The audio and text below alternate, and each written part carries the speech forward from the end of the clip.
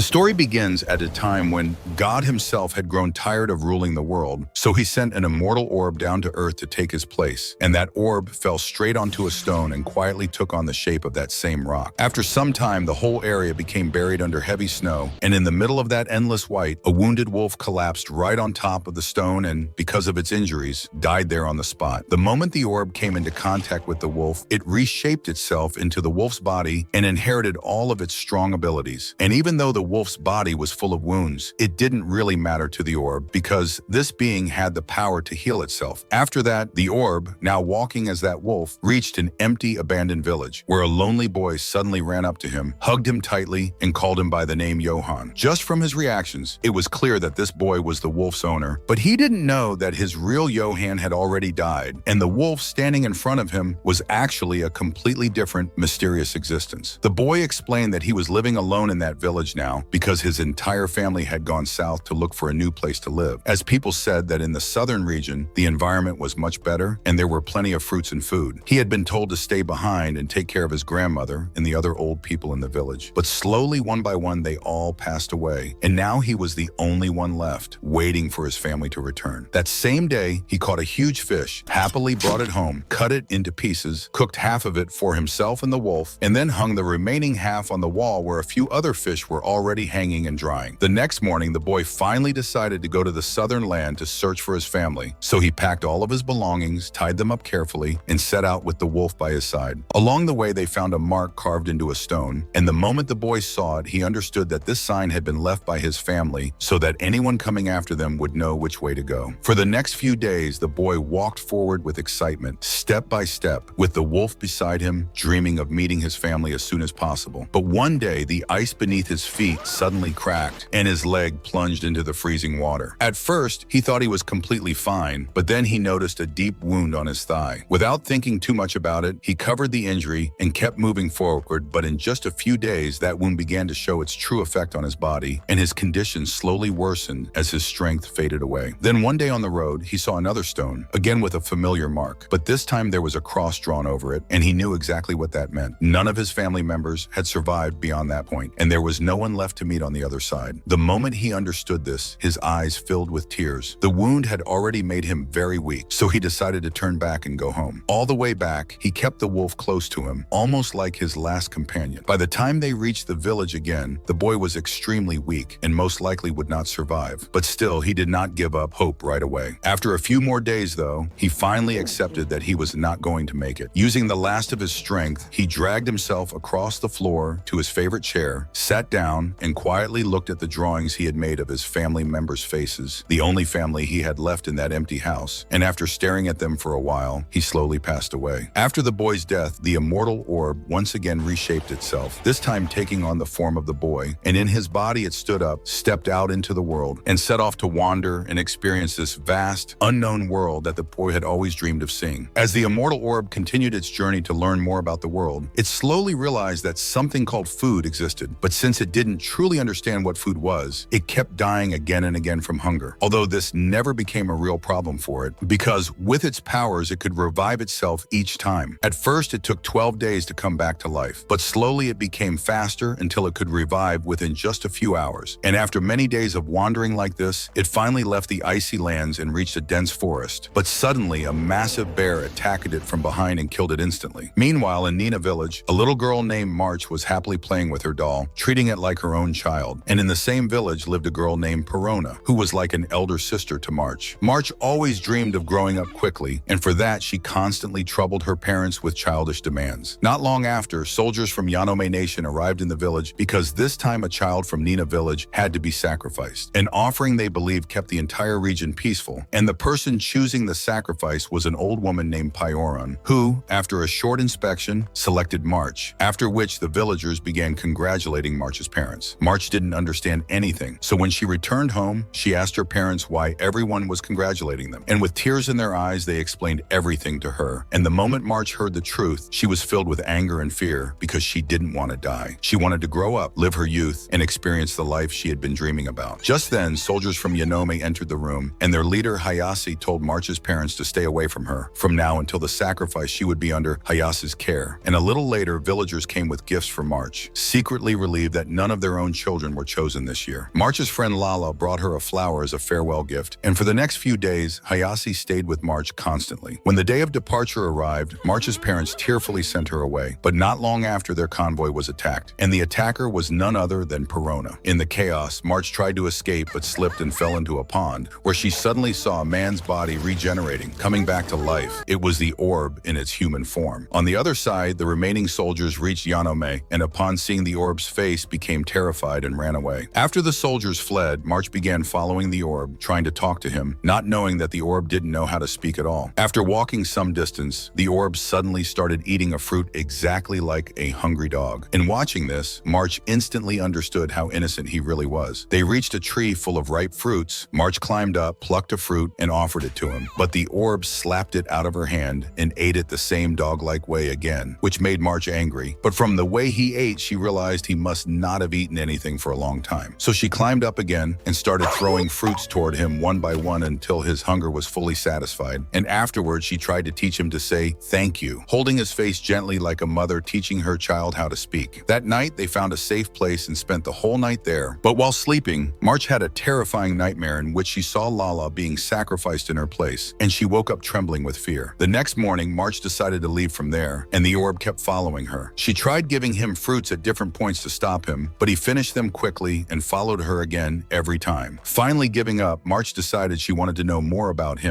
but the orb had no answers to give, so she gave him a name, Emmo. Meanwhile, Hayasi had left 2 soldiers to watch over Pioran, but they were busy talking, and Pioran cleverly pulled out a hidden knife and began cutting her restraints when a gigantic bear suddenly attacked the soldiers, killing one instantly while the other ran away, leaving Pioran behind. Just as the bear charged toward her, Pioran freed herself and ran for her life. The bear chased her relentlessly, but after leaping over a cliff, she managed to survive and landed in the same pond where March had met the orb. After stabilizing herself, Pioran immediately set out to find March. On the other side, Hayasi also found March, and without arguing, March quietly went with her. As Pioran kept searching, she spotted Emmo, rushed toward him, and asked where March was, but Emmo simply walked away silently. Meanwhile, Hayasi gave March a black jelly, explaining that this special jelly was only given to chosen ones. Despite its terrible taste, March quietly ate it, and Hayasi asked her about Emmo, but since March herself didn't know him well, she had no answers. Just then, the surviving soldier arrived and informed Hayasi about the attack, mentioning the name of the giant bear, Uguma, and everyone was shocked because Uguma was the bear they normally sacrificed children to. After March finished the jelly, she suddenly fainted, and Hayasi and her men carried her to the sacrificial altar, tied her there, and prepared for the ritual. Within minutes, the giant bear arrived, but Pioran also reached the spot at the same moment, and seeing the massive bear so close to March, she immediately rushed to save her. The soldiers tried to stop her, but Hayasi told them not to interfere, saying Uguma could easily eat 2 people at once. Just then, Emmo also reached the place, and Hayasi and her team tied him up as well before stepping outside. Emmo walked straight toward Uguma, and the giant bear grabbed his head in one massive strike, but this time Emmo pushed back with all the strength he had, desperately trying to stop the creature. And within a few minutes, Emmo transformed himself into a wolf and began attacking Uguma, starting a fierce battle between them. And with every attack, Emmo kept learning something new, while Hayasi and her soldiers watched everything from above in complete shock. After a long struggle, Emmo finally defeated Uguma, leaving Hayasi stunned because she had never imagined anyone could defeat the giant bear. When March opened her eyes after the fight, Pioran rushed forward to untie her, but Hayasi stopped her and announced that she could not allow any of them to return home, though they were allowed to travel to Jananda with her. Just then, March gave a fruit to Mando,